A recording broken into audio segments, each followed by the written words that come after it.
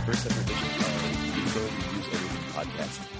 I've been basically doing reviews and everything on my Tumblr, which is yimboreviewseverything.tumblr.com. I mean, to be perfectly honest, I had a good run with it, and I want to continue doing it. But I don't know.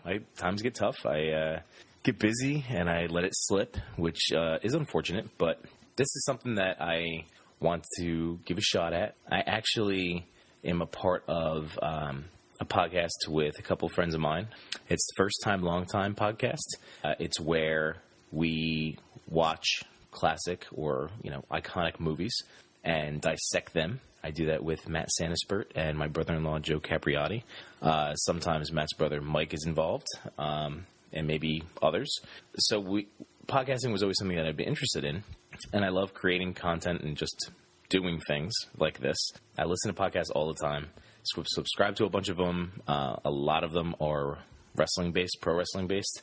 And give a shout-out to, Stone Cold Steve Austin's podcast is fantastic. My favorite every week is Cheap Heat with Peter Rosenberg and David Shoemaker, and new additions, That Guy Greg. I also listen to Kind of Funny Games.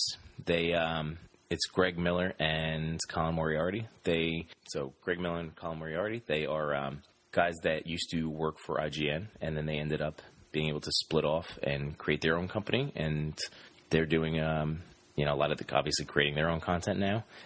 They just started doing another PlayStation podcast, which is phenomenal. I actually miss them a lot. I mean, the bottom line is I just love making things, and this is something that I've been interested in. So breaking the ice with First Time, Long Time kind of inspired me to finally branch out and also make one of these on my own. So we'll see where it goes.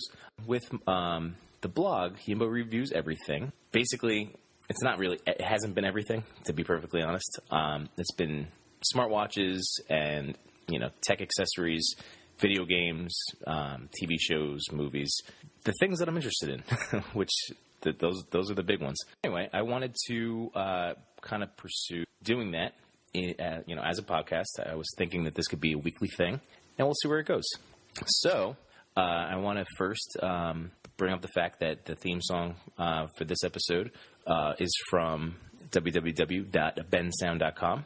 So give a shout out to those guys and all the royalty-free music that they provide. I might be playing around each week until I really settle on one that I love. All right, so with this first ever edition, I'm going to go into basically three categories, and I essentially named them already. I'll talk about some of the TV shows I am loving on right now, or actually generally enjoying. I'll bring up a little bit of wrestling talk, but I'm not going to go super nuts because, again, if I can keep this going and really get hooked and do it every week. So a friend of mine, my wrestling buddy, that's sounds terrible, but no, he's not a plush toy. But anyway, the guy that I watch wrestling with, we get together for every pay-per-view, watch all the content that we can on WWE Network. If we're able to keep this going, I'd like to eventually branch off with him into a wrestling-centric podcast. So I'm just going to touch on a little bit of stuff here. Like I said, I like to keep everything kind of quick. Actually, I didn't say that before. I like to keep everything quick and short. Let's be honest. I mean, even my blog entries are only ever, 1, 2, 3, 4 paragraphs long. Nothing super crazy. I know in this world of, just being blasted with news and information constantly, I know for me personally, I can't handle anything that's too long. I know that sounds absurd, but that's just kind of the way it is. If articles get too long, I kind of, too long did not read. I like to keep my information short, keep my reviews quick, to the point, try to crack a few jokes here and there. And I don't know, it works for me. It works for, just give me the main pieces. I know this is kind of going against the whole initial rambling, but I kind of wanted to introduce myself a little bit to you guys. Something else that you get to know about me is I am a teacher. I'm in my 11th year. I taught language arts to 7th graders for 9, and then going into my 10th year, I was asked to run a mass media course, actually create it from scratch. So I'm in year 2 of that right now. And that's, obviously that's a lot of fun. And that's kind of also what inspired this podcast right now, because here I am showing students how to go about being as creative as they can and putting all these awesome things together. And I want a piece of that too. I don't get to do it at work because I'm really just, kind of facilitating and encouraging and helping out. And so this is a chance for me now to get to do that. We'll jump into the first topic, which is television. I'm very anti-spoiler. I don't know. Let me that little tangent there. Twitter is for spoilers. I get that. So if there is a show such as Walking Dead, I won't go to Twitter the next day. Or, honestly, if I don't get to watch Sunday night, I might not even check Facebook the next day. Yeah, I don't know. Spoilers are very obnoxious. Actually, I didn't get to watch Walking Dead this past Sunday, and was at school. One of the big things that my program does now, my mass media class, is that we create the morning announcements as a TV show that the entire school watches, which is really great. But when the group of kids came in, one of them goes, "Oh, did you see so-and-so died? Oh, cool. Thanks. Spoiler." I like to go into things spoiler-free as often as possible. So when I do talk about this stuff, I will keep it very light. So this way you don't have to worry about that. I'll just kind of give you my take, let you know if it's something that's worth pursuing. So anyway, with TV, I'll get into Walking Dead. I think I'm going to wait until the end of the season. Those seasons aren't very long. I can tell you, just as a side note, that I am loving this season so far. I think it's fantastic. But spoiler. I'll talk about the league a little bit. You know that they're, if you enjoy the show or if you know anything about it, it's in their final season. And it's much better than last season. Honestly, the first season was unbelievable. It was so good. If you haven't watched it, it's definitely worth checking out. My issue with the last couple of seasons is that they are relying so heavily on the callback jokes. Again, they're funny, but it's an over-reliance. This season, while it is much better than last season, it does drift heavily into camp a lot, and I don't know. I'm enjoying it. I know it's the end of it, so just kind of enjoying my time with the characters. We'll see how it goes. Currently, we're only a few episodes in so far this season. I'll give it a 3 out of 5 wide receiver slots. Side note, going back to the blog for a second, I rate everything out of 5. 1 to 5. Keep it simple. I do tend to be positive about most things because I'm not generally going to watch or waste my time on something if I don't enjoy it. And I do like to be optimistic generally about the things that I'm putting my time into. The only thing that I can possibly think of that I spent and wasted a lot of time on is the show Under the Dome. Yeah, that was terrible. That was just again, without giving anything away. If you've seen it, then maybe you'll know what I'm talking about. But it just was not good. My wife and I watched season 1 under the assumption, I think we were led to believe, that it was going to be a one-season, miniseries. We would have a definitive ending at the end of that season. So we were intrigued. It was the summertime. Wasn't a lot on, so we just kind of rolled with it. And when we were shocked to find at the end of season 1 that they were leaving it open, that then there were going to be further seasons. Again, next summer rolls around, not a whole lot on in the summertime, so we gave it a shot. And, I could tell you right now, so they lasted 3 seasons, and I hate watched the last 2. So, like I said, generally, I don't do that. This is the one show that I can think of that I just couldn't do. I did it. I hated myself. I hated the characters. I'd be on my iPad or my phone. It's the worst. So, if you've never gotten into it, you're not missing anything whatsoever. Moving on, I can tell you that I am a gigantic superhero fan, nerd, dork, whatever you want to classify me as. In fact, by the time you hear this, tomorrow is October 30th, and we have this whole, Halloween thing at my school. So I will be going as Batman, which I'm very excited about. I'm a big superhero fan, and I do watch all the shows. So, I'll go back and talk about Daredevil at some point. But I'm going to hit on a couple of the ones that are currently going. First up is Arrow. And I will tell you, so Arrow Season 1 spectacular. Like, honestly, like, I can't stress that enough. I've tried to push that on people because it's just so good. That was actually like one of the times on my Tumblr where I was like, I have to write about this. I have to get the word out. The show is amazing. Season 2 took it up a notch. Deathstroke was the primary villain in that season, and I mean the character work fantastic. Acting was great for a CW. You know, again, like a lot of people give the caveat like, oh, it's a CW show. It's fantastic. I mean, like I don't care what network it's on. Season 2, spectacular. Built on all the work they laid the ground, or it built on all the stuff, all the groundwork they did in Season 1, and really every character decision, every motivation made sense, and it was all due to the just great writing from Season 1. So Season 3 begins, and again, gonna limit the spoilers here, but they introduced Ra's al Ghul as the primary villain. They actually, again, I'm trying to, not delve too deep or give anything away. But they lifted the Batman Ra's al Ghul storyline from the comics, but they subbed in Green Arrow. With that, they wanted to. So the whole, if you're unaware of the story in the comics, the idea is that Ra's al Ghul, he dips into these Lazarus pits. He has essentially infinite life. He's immortal, and but it's jumping around. So anyway, Ra's al Ghul dips into these Lazarus pits. It gives him an extended life, very long life. Still, I use the word immortal. Not truly immortal. He does have a finite amount of time. In the comics, Ra's al Ghul, his brain would become fractured every time he came out of the Lazarus pit. So his time on Earth was coming to an end, and he saw in Batman his successor, the detective. Here, again, just swapped in Green Arrow. Worked great for the most part. I wish it was as compelling as the comic book or even the Batman animated series version of the Ra's al Ghul storyline. So kind of dipped for me there. Season 4, which is what I'm going to be talking about now. Again, only a few episodes in. We have Neil McDonough, who's the main bad guy. It's Damien Dark, who for somebody that does know a lot about comic books, I really didn't know anything about him. Had to do a little Google research when I first found out, and even during the first episode when he was introduced.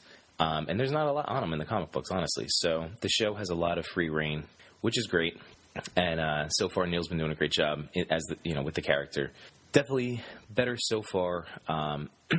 If you do watch the show, you'll know about the Olicity jokes, and it's that part's kind of killing it for me.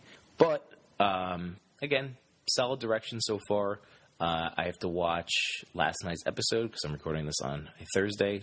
It's every Wednesday night. Still need to catch up on the most recent episode, but things are looking good. Better than last season so far. Still not at that level of Season 2, which so far, to me, has been their peak. Currently, again, only not even a quarter of the way through 4. I'm going to give it a 3 out of 5. I originally said Olicity jokes. 3 out of 5. Exploding Arrows works as well. Moving on. Again, another CW show. We have The Flash. We are in Season 2. Season 1 was a lot of fun. Great, it's The Flash. He's funny. He's fast, for lack of a better word. It's been great. Season 1 was, an enjoyable little trip. Cisco has been a fantastic character and through both seasons so far. And this season, they're actually delving into the DC multiverse, which is fantastic. And again, not going to give anything away, but they're doing a really nice job handling it. And I'm going to give it currently a little bit better than Arrow with a 3.5 out of 5 Firestorms. Moving on now to something that is not superhero related, is The Nick. And that's with Clive Owen. And it's set in 1901 at the Knickerbocker Hospital.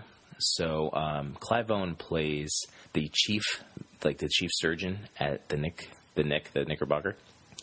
And in Season 1, I was able to catch up on it with, it's a Cinemax show, but HBO, I don't know if they own Cinemax or have some sort of a partnership, but they put all of Season 1 on HBO Go leading up to the start of this season, which just happened a couple weeks ago. And it's fantastic. I mean, so we have Clive Owen playing essentially the Don Draper early 1900 medicine. And just like Don Draper, if you're aware of Mad Men, he has his demons. And they're doing, again, Season 2 picked right up at the end of Season 1. Full steam ahead. Fantastic show. Can't stress that enough. So great character work. Great. I mean, there is gore in it, but it's from a surgical medical standpoint. But again, we're dealing with 1900s, so everything is, very primitive in terms of where we've come with modern medicine. But great show. Definitely worth your time. I'll go as high as... I'll go as high as a 4.5 out of 5. And let's say surgical incisions. 4.5 out of 5 surgical incisions for that one. So, well done. All right. Topic 2 tonight is pro wrestling, which, again, I'm not going to go too nuts over because it is something that I might be really focusing on in another podcast down the road. But I want to hit on it because this past Monday had an excellent edition of Monday Night Raw. If you are someone that is into pro wrestling at all, you know that a 3-hour Raw has it's just a drag. It's rough. I DVR it. I might get through an hour or two. Typically read recaps. My favorite recap I look forward to every Tuesday is by a guy named Brandon Stroud. He writes for Uprocks. But I also check out Matt Fowler on IGN, a tremendous writer. And then I always look forward to David Shoemaker's write-ups. But he writes for Grantland, and his are spaced out a little further. He does more, like bigger articles in terms of concepts. He's not just doing the recap. So this Raw was great. It set the tone right away by having Triple H announce essentially a tournament to be deemed the number one contender. And I know I've already seen a ton of stuff online about it, but the bottom line is Raw typically is directionless. Nothing, matches don't have any consequence for the most part. Before this Raw, some of my favorite, aside from the John Cena Open challenges, which were great, but at the same time is still LOL Cena wins. The other highlights were like Kevin Owens facing the Lucha Dragons, spaced out a couple weeks apart. Just because it was new. It was just new matchups. I mean, I can't take Randy Orton versus Sheamus again. Dolph Ziggler versus Kofi Kingston. Like these are the matchups. They're killer. They're dull. We've seen them before. I mean, even last week had a 6-man tag that then opened the show. Hell in the Cell this past Sunday. I mean, that's absurd. We saw the outcome. It was a clean finish. Why do we need to see that again? So. This Raw was definitely better, especially with the whole tournament idea. And again, every match built up to the climax, to the main event, and it was handled well. And we have a new number one contender. It's Roman Reigns, which is a bummer. But again, unless you guys can give me feedback on how much wrestling you'd like me to include here, because I could talk about it for quite some time. But then again, I don't. I do this to my wife, and I know I put her to sleep. So I won't hit on too much longer.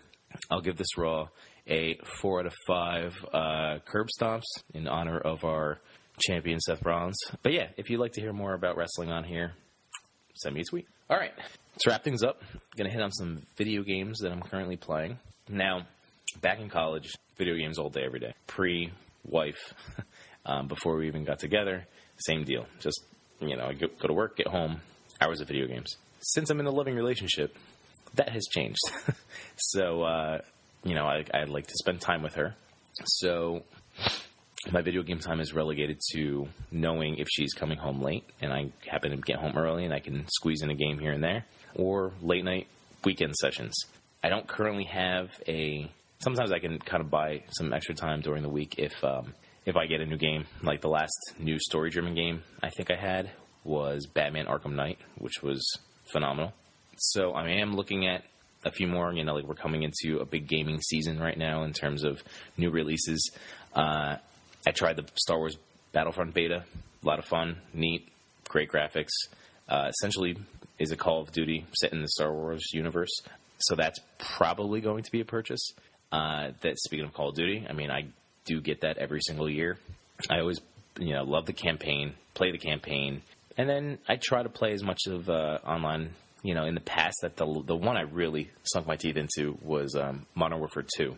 Ironically enough, or actually just coincidentally, that was a pre-wife time. So I played that quite a bit with one of my friends and my brother-in-law. Prestige probably twice. And now look, compared to the kids that I teach when they're telling me that they're, level 65, Prestige 3 times, or whatever, blah, blah, blah. Yeah, because you're a child, and that's what you get to do. So anyway, with Call of Duty these days, campaign, play online until I just, I don't get to sink a lot of time into it anymore. So I'm going to cover 3 games right now that I am playing, because these are great for the time that I'm able to put into it. So first up is Madden 16. I tend to buy Madden every 2 years, so I was up for a new one this year. And it's great because I play during football season, then it sits, and then that's why next year I will still play this one again when I get the football bug. And so it's nice, and then it feels a lot newer, by being every 2 years. So this year there were new passing mechanics. I play on the PS4. It plays really well. Graphics are great. In terms of the passing, it does take a little bit, a little getting used to, but I've also noticed that you don't necessarily, it has high passes, low passes. You don't really always need to use them from what I found, but then again, I generally am playing against the computer. I am playing on All Pro. I'm not going All Star or whatever the highest level is, All Madden. But, it's, I'll try to use it when I remember, but you're facing a pass rush and trying to find the open receiver. But anyway, it's great. It's still lacking. I don't know if anyone else is missing this. I think I had Madden 11 was the last year, which was the creative team. I love that mode. I would always get rid of the Houston Texans and put in my own team, create my guys. But I found a workaround, and just from constant Googling. So if you set up an offline franchise, which is what I did. Before you do that, get a roster save. You're then able to pick a team. So I chose the Rams because St. Louis will eventually be moving. It's just a matter of time. So you're able to create yourself, whatever, I created myself, a few of my buddies. So stacked up the lines a little bit. Then went into this offline franchise. And I had to play through my first season as the Rams. Won the Super Bowl. But at the very beginning of the season, I put in a request. Oh, this is the other big thing. Duh.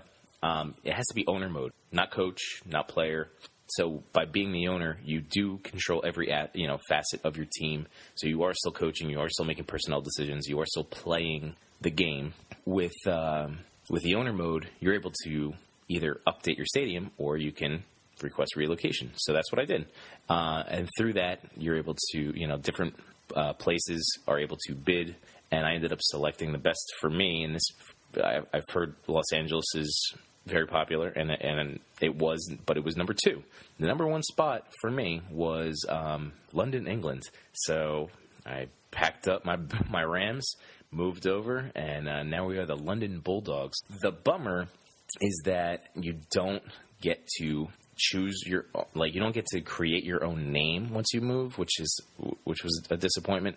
You have, what is it? They give you a limited amount of choice. I think it was 3 choices, and even through those 3 choices, they still have gauges of fan interest in it. So, kind of depressing. If you were a fan of creating a team, and then the same thing with uniforms. Like you have a home and an away. You can kind of swap stuff out here in terms of when you're about to play. You can change the pants or you can change the jersey, but that's it. I mean, you're locked in. So that's a bummer. I was really hoping to be able to play around with the uniforms as well. So like I said, it's not an ideal situation, but it's there, especially if you were somebody like me that liked doing that, offline, playing with guys, like your created guys and going through a season. So, I've done 2 seasons so far, and then I've been on a little hiatus from there. But anyway, I'm going to let you know that I do enjoy it a lot, and I'm giving it a 4 out of 5. Reach your hand up and whap it down. That was the worst John Madden impression in the world. So I apologize for that. Just gotta, oh, God, I'm going to stop right now. It's late. I really just wanted to get this recorded tonight. Oh, I'll try to be better next time. I give it a 4 out of 5. It's good. And I forgot to mention, I even have little notes here. There is a mode called Draft Central, which is a lot of fun. You can draft a team out of, I think it's 7 rounds, and it's every round they give you 3 choices, 3 different players or 2 different players to pick from, and then the final round is like a classic player like Deion Sanders, and you have to load up your team based on the draft, and then you take it through. So if you play against a computer, it's like 3 rounds. You can also take that team online and play other people, obviously. So it's just great. I did, I want to say 3 or 4. Like, that was the first thing that I did. I just couldn't get out of Draft Central. It was awesome. Moving on to another sports-themed game is NHL 16. Unlike Madden, I end up getting NHL every year. I started buying it on the PS3 back NHL 09. My buddy got me into it. And so, yeah, every single year. Every year, I probably get the most enjoyment and gameplay out of that game, which is why I justify buying it every year. My favorite sport is baseball, and even though I have the PS4 and I've been on the PlayStation since the first one, so I get the show, which is the best baseball game available for video games. I mean, unless you're on a PC playing MVP 05. Even the show. I mean, I bought it, or actually my buddy Brian gave it to me for my birthday. Yes, we are grown men who exchange birthday presents, but he got it for me for my birthday, and we played a ton of it. And even though we're now in the World Series, I probably haven't played it since midsummer, July-ish. It's my favorite sport. I will revisit it, but that's a game that I typically get every 2 years because this happens every time. But NHL, and this probably has to do with my friend Brian as well, we play against each other. That's like our go-to, like when we have an hour, half hour, if, send the text, get the text, like, hey, let's get on there, let's knock out a game, and we'll do it. So, yeah, I'll be playing this through August, But for this year, gameplay has been untouched as far as I can tell in terms of controls, but obviously there are a lot of improvements. Every year it gets smoother. This is no different. This is a fantastic version of the game. Last year was a trimmed-down version on the PS4. This year they brought a lot of features back, the biggest one being EA Hockey League. On the PS3 last time, I didn't play a whole lot of it. That's where you control your created guy on a team of online players. But this year, that's been it. That's, if I get a chance, that's, I have a half hour. I'm playing, my guy's John Marston, for those of you that loved Red Dead Redemption. And it's great. It's the only mode I play. I haven't started a GM mode. I haven't done anything else. I haven't even played one-on-one, just team versus team online, user versus user. It's been straight up EA Hockey League, and it's great. So giving it, because I haven't really explored the other features, a 3.5 out of 5 lit lamps. And that's just my knock is that with online, because you're dealing with so many players, they have to institute a better, what am I trying to say? So let me explain my issue with it. When you're playing the Hockey League, you will have, ideally, 12 individual players in a session. So if somebody gets scored on, that goalie, each team gets 2 pauses. So not like I don't get 2. It's like by team. Goalie pauses the game on the other team if we score first, and then quits and leaves. And same thing if somebody gets in a fight. They don't want to sit in the penalty box for 5 minutes. So they'll pause the game and leave. And, it's just, come on. Like, there has to be some sort of penalty built in. I'm almost positive. I think it was Resistance. For any of you that may have had a PS3 at launch, way back in 2006, I think it was Resistance where if you rage quit a lobby while it was, in-game, you were penalized. I don't know if it was after 1 or 2, but I'm almost positive, and I'm not googling it. This is just coming to my mind now, but I'm almost positive that you had some kind of a timeout. Like, I don't know if it was a minute, 5 minutes, but that should be instituted. There should be some sort of penalty. NHL 16, I do recommend it. If you had last year's, there are enough improvements and modes worth playing that will justify your purchase. All right. And finally, the last game I'm going to talk about tonight and kind of close this podcast out is GTA 5. Again, this is for the PS4, but it also works for Xbox One. I owned GTA 5 on the PS3. I swore up and down. I played it through. I didn't 100% it. Two of my friends did. I just couldn't. I couldn't. Every time with GTAs, I try, and I just lose interest. I've only ever platinumed 2 games. The first being the very first Uncharted on PS3, and then started in November, finished up in March, was Shadow of Mordor, which was phenomenal as well. That was actually a blog entry because I was just so hyped about it. Yeah, so GTA. I swore up and down that I wasn't going to give them more money to play this updated version. But, again, my buddy Brian picked up a PS4 last November. We've been talking about other games to play aside from the NHLs of the world. And we finally caved.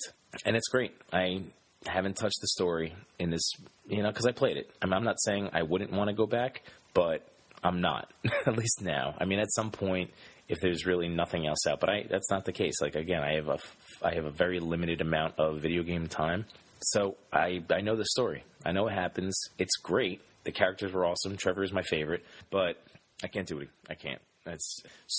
I purchased this just to play online. I played a little bit on PS3, but I read that smoother experience, things were better. Anyway, yeah, we've been playing.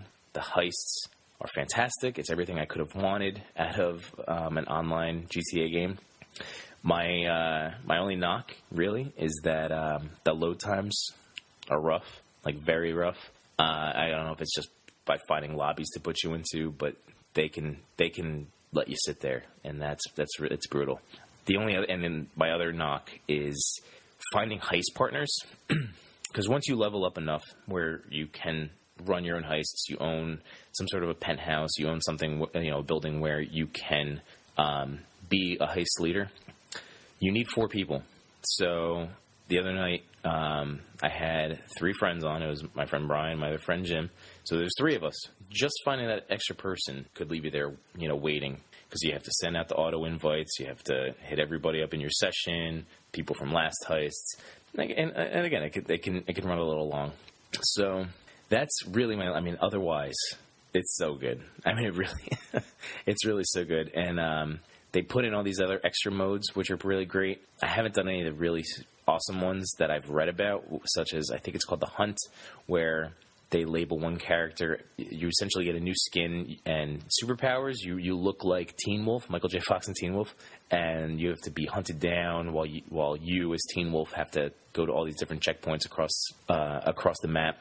So I haven't been able to do that one yet, but other ones have been popping up, and you basically just you're automatically entered into it as long as you're in the session, and you can choose to do it. If you do, and you do well, you get money, and if you don't, that's it. You don't have to worry about it. The game it's a great experience. It's a lot of fun, and I highly recommend it. So I give this a 4.5 out of 5 heist setup missions, and again, the only thing keeping it from a full 5 out of 5 is just those load times are rough. So that's it.